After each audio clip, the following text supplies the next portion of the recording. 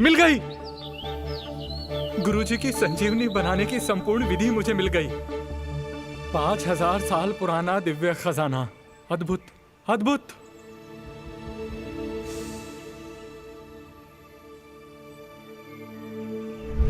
सूरजमुखी, अश्वगंधा, स्वर्ण भस्म, रजत भस्म, गिलोय, कोंच बीज,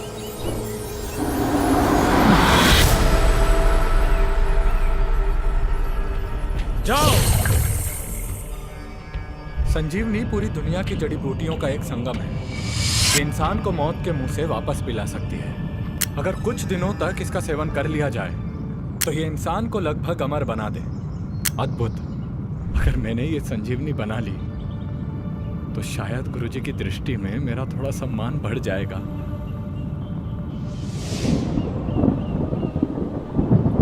ये मुझे अचानक से अनहोनी का एहसास क्यों हो रहा है? कहीं कुछ बुरा तो नहीं होने वाला? ये बहुत ही अजीब एहसास है।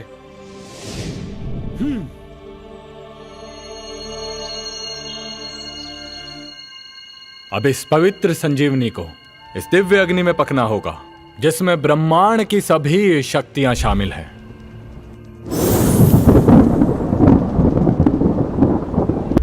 ये सब क्या हो रहा है? ये सब संजीवनी की वजह से हो रहा है। ये उस मूर्ख की हरकत है। अब मैं और बर्दाश्त नहीं कर सकता। अथर्व, ये क्या हरकत कर रहे हो? तुम मेरा बेशकीमती सामान यहाँ लेके आए हो। आप एक बार शांत हो जाइए गुरुजी। इस किताब में तो ऐसा कुछ लिखा ही नहीं था गुरुजी कि संजीवनी बनाने की विधि से इतना अनर्थ हो जाएगा। क्या तुमने इस खजाने की सारी चीज इस तुच्छ चीज के लिए इस्तेमाल कर ली? क्षमा कीजिएगा गुरुजी, लेकिन आप मेरी खोज को इस तरह निम्न स्तरीय नहीं बता सकते। जब मैं संजीवनी बना लूंगा ना तब देखिएगा आप। ये कोई काम की चीज नहीं है। तुमने सब बर्बाद कर दिया। तुम संजीवनी बनाने के लिए लोहे के पात्र को कैसे इस्तेमाल कर सकते हो? किताब के हिसाब से तुमने भट्टी का प्रयोग क्यों नहीं किया? तुम्हें क्या लगता है ये इतना आसान है? मुझे तुम्हें वापस भेज देना चाहिए था। आप चिंता मत कीजिए गुरुजी, पात्र का कोई फर्क नहीं पड़ता है। किताब में जो विधि लिखी हुई है ना, उसके अनुसार इस पात्र में भी संजीवनी बन सकती है। मैं तुम्हें अपने गुरुकुल से निष्कासित कर दूंगा अगर संजीवनी का निर्माण नहीं हुआ तो। गुरुजी, ये देखिए गुरुजी। देखा गुरुजी, मैंने कहा था ना कि पात्र का कोई फर्क नहीं पड़ता है।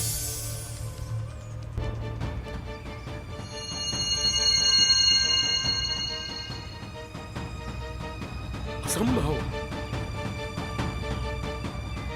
तुमने आखिरकार संजीवनी का निर्माण कर ही दिया, वो भी लोहे के पात्र में। कैसे इसने संजीवनी का निर्माण कर लिया, वो भी लोहे के बर्तन में?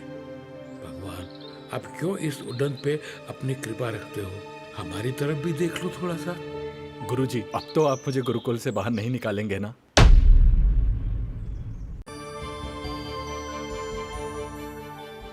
देखिए गुरुजी, आखिरकार मैंने संजीवनी बना ही ली। अब तो आप मुझे गुरुकुल से बाहर नहीं निकालेंगे ना? सत्यानाश। अब मैं इस राज को और ज्यादा समय तक दबा कर नहीं रख सकता। ये उदंड 10 साल से कोशिश कर रहा है। एक लोहे के बर्तन में इसने संजीवनी बना ली। क्या किस्मत है। मैं 400 साल से कोशिश कर रहा हूँ और फिर भी सफल नहीं हो पाया। आप इतना ज्यादा सोच क्यों रहे गुरुजी? देखिए, आप चिंता मत कीजिए। आधी संजीवनी आप खा लेना, आधी संजीवनी मैं खा लूंगा। कोई बात नहीं गुरुजी, अब आपकी रुचि नहीं है तो फिर मैं अकेला ही खा लेता हूँ। अरे रुको, तुम ये नहीं खा सकते। गुरुजी, मुझे तो कुछ हुआ ही नहीं। शक्तियां भी नहीं बढ़ रही है मेरी। ऐसा कैसे हो सकता है? बर्बादी, भयंकर बर्बादी। अरे तुम खुद अंदर से इतने कमजोर हो कि संजीवनी तुम पर कोई असर नहीं कर सकती। अब मैं क्या करूं गुरुजी, आप बताइए ना। हाँ, शायद मुझे किसी और विधि से संजीवनी बनानी चाहिए। शायद वो असर कर जाए गुरुजी। तुम्हारी इस सोच की वजह से मेरे पवित्र कलश का पूरा खजाना खाली हो जाएगा। अब कोई रास्ता नहीं बचा है। मुझे इसे गुरुकुल से निकालना होगा। मैं ये राज और छुपा कर नहीं रख सकता हूँ। अथर्व, मैं तुम्हें अमर होने का ज्ञान दे रहा हूँ, तो मुझे ध्यान से सुनो और उत्तेजित होकर इसका प्रयोग मत करना, वरना तुम्हें मनचाहा परिणाम नहीं मिलेगा।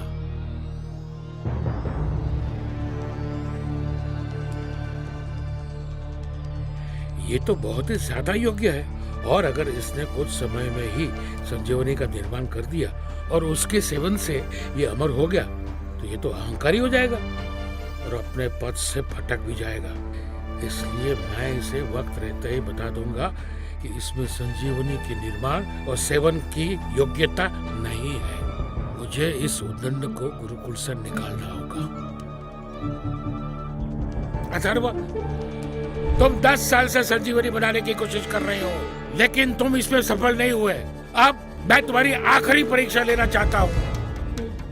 तुम अपनी पूरी शक्ति लगाकर मुझ पर प्रहार करो, ताकि मुझे तुम्हारी वर्तमान शक्ति का पता चल सके।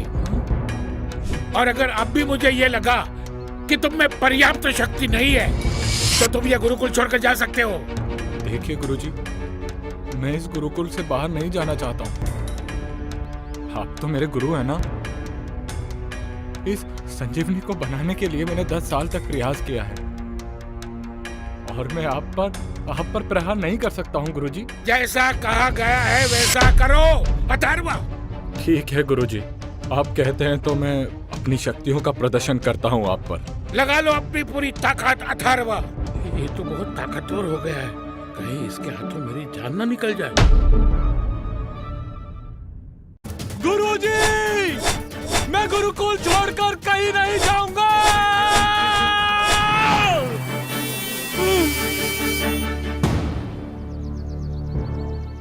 गुरुजी, अब तो गया। गुरुजी, कैसी बच्चों जैसी ताकत है, मुझ पर कोई असर नहीं हुआ। तुम किसी काम के नहीं हो। तुम पिछले 10 साल से कोशिश कर रहे हो, लेकिन 7 चक्र तक ही पहुँचे हो। मैं तो 1 साल में इस स्तर तक पहुँच गया था। मैं पिछले 400 साल से तपस्या कर रहा हूँ, लेकिन मैं अभी तक 5 चक्र तक ही पहुँच पाया हूँ। यहाँ से मैं नहीं जाना चाहता गुरुजी। गुरुजी, आप जो बोलेंगे वो काम करूंगा गुरुजी। मैं आपके कपड़े धो दिया करूंगा, मैं आपके बर्तन धो दूंगा, मैं आपके हाथ पैर दबा दूंगा गुरुजी। आप कहेंगे ना तो आपके सर में बढ़िया वाली तेल की मालिश करूंगा गुरुजी। लेकिन मुझे यहाँ से आने के लिए मत कहिए गुरुजी। कोई आवश्यकता नहीं है, मेरी बाजू में अभी भी दम है। अमर गुरुकुल में रहने के योग्य नहीं हो, तुम अभी यहाँ से जाओ। तुम शायद आधार गुरुकुल के हकदार हो सकते हो। 20 साल पहले तुम मुझे लावारिस हालत में जंगल में मिले थे। हो सकता है यहाँ से जाने के बाद तुम अपने परिवार को ढूंढ सको। तुम अगर अपने परिवार को नहीं भी मिले ना, तो मैंने तुम्हारे आगे के परिवार के बारे में सोचा है।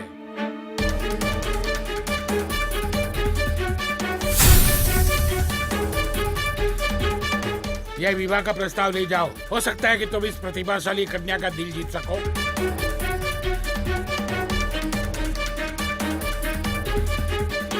नहीं गुरुजी। जा पुत्र, जितनी जल्दी हो सके यहाँ से चले जाओ। मेरे पास वैसे भी तुम्हें सिखाने के लिए और कुछ बचा नहीं है, और मैं तुमसे ज्यादा दिन ये राज छुपा नहीं सकता कि तुमसे योग के पात्र मैंने आज तक देखा ही नहीं है।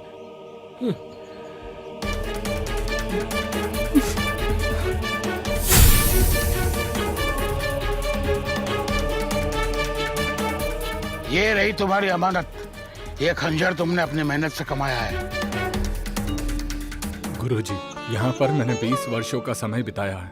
मुझे यहाँ से मत भेजिए गुरुजी। मैं आपके साथ में इसी गुरुकुल में रहना चाहता हूँ गुरुजी। मैं तुम्हें वापस आने की अनुमति दे दूंगा, अगर तुम किसी आधार गुरुकुल में अपनी यात्रा पूरी कर सको। क्या कहा गुरुजी? वापस आ सकता हूँ मैं इस गुरुकुल में? अगर मैंने आधार गुरुकुल की यात्रा पूरी कर ली, तो आप मुझे गुरुकुल में आने देंगे? बहुत बहुत धन्यवाद गुरुजी, बहुत बहुत धन्यवाद। अब जल्दी निकल यहाँ से, मैं और खड़ा नहीं रह सकता। आशीर्वाद गुरुजी। जाओ।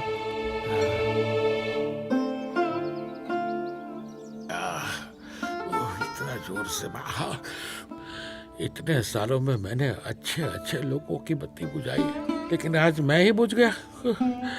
जब इसे सच्चाई का पता चलेगा तो ये यहाँ आकर बहुत शोर मचाएगा। इसे उलझाने का कुछ इंतजाम करता हूँ।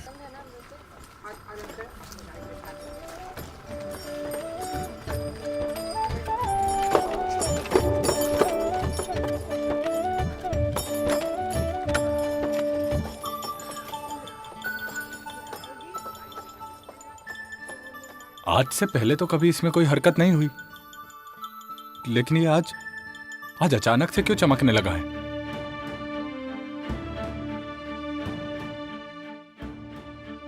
और ये मुझे उत्तर पूर्वी दिशा में जाने के लिए कह रहा है।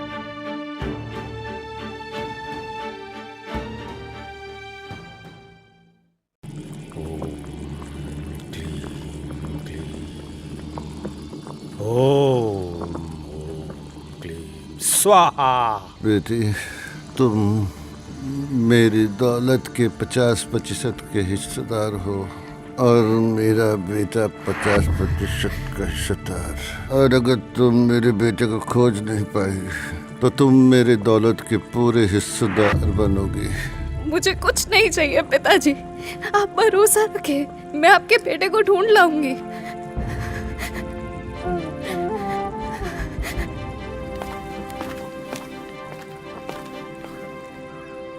जय हो प्रभु।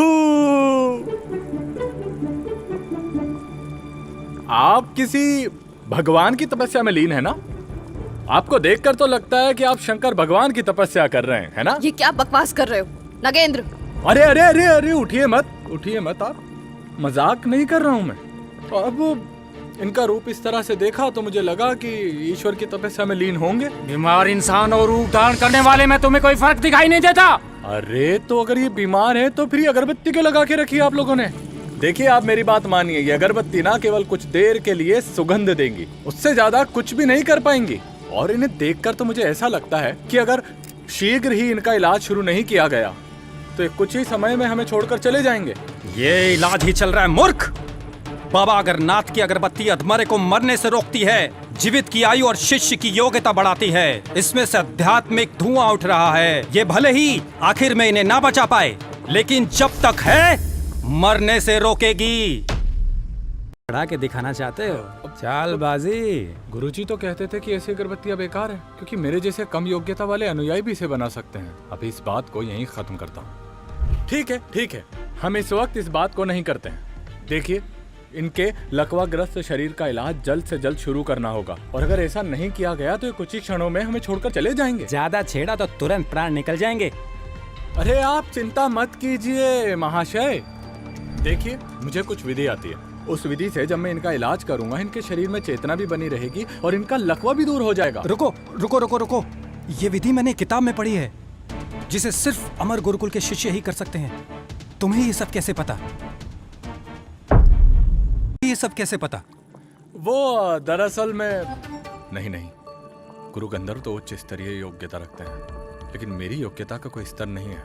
उनके लिए बड़ी शर्मिंदगी की बात होगी अगर मैंने यहाँ उनका नाम लिया तो। वैसे मैं तो दरअसल आधार गुरुकुल से हूँ, लेकिन ये विद्या तो सभी अनुयायियों को आती है। आपको भी तो सिखाई गई होगी ना? आधार गुरुकुल के अनुयायी को इस विद्या के बारे में पता है। आप तो स्वर्ण गुरुकुल से हैं, आपको इस बारे में कुछ नहीं पता। स्वर्ण गुरुकुल? आप स्वर्ण गुरुकुल से हैं? लेकिन आपको तो देखकर लगता ही नहीं कि आप इनके प्राण बचाना चाहते हैं।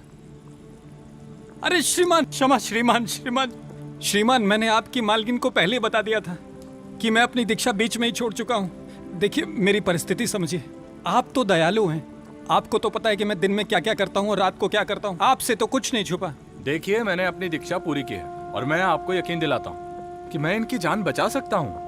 अगर तुमने वाकई इनकी जान बचा ली तो हम तुम्हारी हर इच्छा पूरी करेंगे। ये तो बहुत ही अच्छी बात है। ये तो मेरे बाएं हाथ का खेल है। सोच समझ के अनुमति दीजिएगा, क्योंकि ऐसा भी हो सकता है कि इनके छूते ही आपके पिताजी के प्राण निकल जाएं। महाशय, आपकी सलाह तो किसी काम की भी नहीं है। श्रीमान, अगर आप आज्ञा दे तो मैं आपका इलाज शुरू करूं? मेरी अनुमति है, आप शुरू कीजिए। देवी जी, ठहरो, मेरा परिवार तुम्हें छोड़ेगा नहीं अगर कुछ भी गलत हुआ तो। अश्विनी बेटा जी, मेरी तबीयत पहले ही बहुत खराब है। वैसे भी कोई इलाज नहीं हुआ तो मैं बहुत देर जिंदा नहीं रहूंगा, और अगर कुछ इलाज भी हो जाए तो कोशिश में कोई गलती नहीं है। और अगर इस इलाज के दौरान मेरी मृत्यु भी हो जाए तो भी मैं इसे दोषी नहीं मानूंगा। आप शुरू कीजिए। अरे ये अगरबत्ती का धुआं तो खत्म होने वाला है। श्री हरिकेश शायद ज्यादा देर जिंदा न रह पाए। वो थोड़ा दर्द सहन करना होगा, लेकिन मैं विश्वास दिलाता हूँ कि मैं आपका इलाज कर दूंगा। अरे जाहिल गवार, थोड़ा आराम से। मुझे तुम्हारे इरादे कुछ ठीक नहीं लग रहे। ये श्रीमान हरिकेश को कहीं मारना तो नहीं चाहता है? अरे आपके पास कोई और इलाज है कोई रास्ता आपके पास? नहीं ना? देखिए इस विधि की प्रक्रिया ऐसी ही है, थोड़े वक्त के लिए थोड़ा दर्द होगा, लेकिन उसके बाद इनका इलाज हो जाएगा, विश्वास कीजिए। अच्छा ठीक है, आपकी तसल्ली के लिए मैं कुछ और अगरबत्तियाँ लगा देता हूँ, वो इनके लिए बेहोशी की तरह काम करेगी, ताकि इन्हें दर्द का एहसास ना हो। क्या और अगरबत्ती? बहुत आसान है तुम्हारे लिए कहना। दुनिया भर के शिष्य भी 10-15 से ज्यादा अगरबत्ती नहीं बना पाए। आप मुझे कुछ अगरबत्ती और दे दीजिए, मैं आपको अपने खानदान की पूरी दौलत दूंगी, शिखर गुरुकुल की परीक्षा का निमंत्रण भी दूंगी। बहुत खूबसूरत प्रस्ताव है आपका, लेकिन मेरे पास बस एक ही है जो मुझे मेरे गुरु से मिली थी। महाशय धिक्कार है तुम्हारे ऊपर, तुम अपने आप को अनुयायी कहते हो। ये लो, जितनी अगरबत्ती चाहिए ले लो। ये सब नकली है। ये मूर्खता वाली बातें करना बंद करो महाशय। मैं आपसे पहले भी कह चुका हूँ, ऐसी हजारों अगरबत्तियाँ हैं मेरे पास। अगली बार कभी मिलना तो जितनी चाहिए हो ले जाना मुझसे। ये तो अप्रत्यक्ष अपमान कर रहा है, मुझे कुछ करना होगा। ये धोखा दे रहा है हम सभी को। ये अमर गुरुकुल का पुराना और अनुभवी शिष्य है और सिर्फ यहाँ पर अपने आनंद के लिए आया है।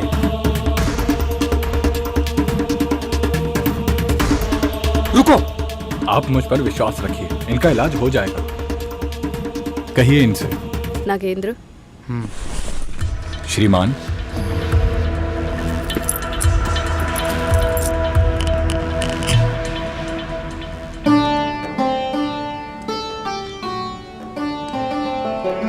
जल, अग्नि, वायु, पृथ्वी, आकाश, इन्हें शक्ति दो।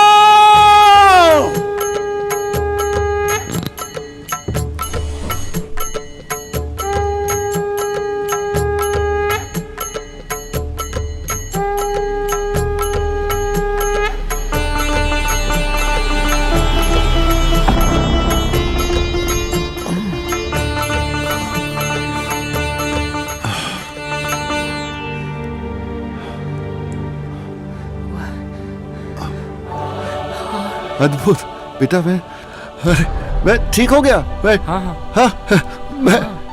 मैं ठीक हो गया। ये तो सच में कोई दिव्य आत्मा है। इतने वर्षों से तपस्या कर रहे हैं, लेकिन आपके आगे हार गए प्रभु, हार गए।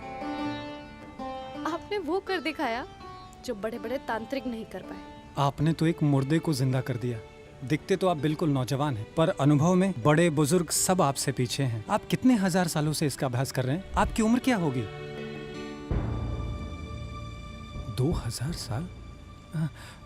मुझे लगता है कि वापस गुरुकुल जाना पड़ेगा। अरे आप लोगों को कोई गलत फहमी हुई है।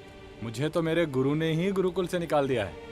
मैं कोई दिव्य आत्मा नहीं हूँ। अब मुझे समझ में नहीं आ रहा है कि आप लोग मुझे ऐसा क्यों कह रहे हैं। आपको समझना बहुत मुश्किल है प्रभु। आपकी तपस्या और विधि उच्चतम स्तर की है। क्या आप मुझे 1-2 अगरबत्ती उधार देंगे ताकि आज के नुकसान की भरपाई हो सके? हाँ हाँ, ये लीजिए। और भी चाहिए होगी, अगली बार मिलूंगा तब और दे दूंगा। बहुत बहुत धन्यवाद श्रीमान। ठीक है श्रीमान, अब आपकी अनुमति दीजिए, मुझे जाना होगा। अरे रुको नौजवान। रुकिए। जी, तुम्हारा नाम क्या है बेटा? अथर्व। अथर्व नाम है मेरा। तुमने मुझे जीवन दान दिया है, ये ऋण मैं कैसे चुकाऊं? अरे रुकिए, देखिए आप लोग ऐसे झुकिए मत। मेरा यकीन मानिए, मैंने कुछ भी असाधारण कार्य नहीं किया है, बल्कि मेरे गुरुजी तो कहते हैं कि जिस विधि का प्रयोग मैंने किया है उस विधि का प्रयोग तो कोई भी अनुयायी कर सकता है। यकीन मानिए। श्रीमान, क्या आप हमारे साथ हमारे घर चल सकते हैं? हमारे पास शिखर गुरुकुल से आमंत्रण है। वहाँ पे एक योग्यता का एक परीक्षण होने वाला है।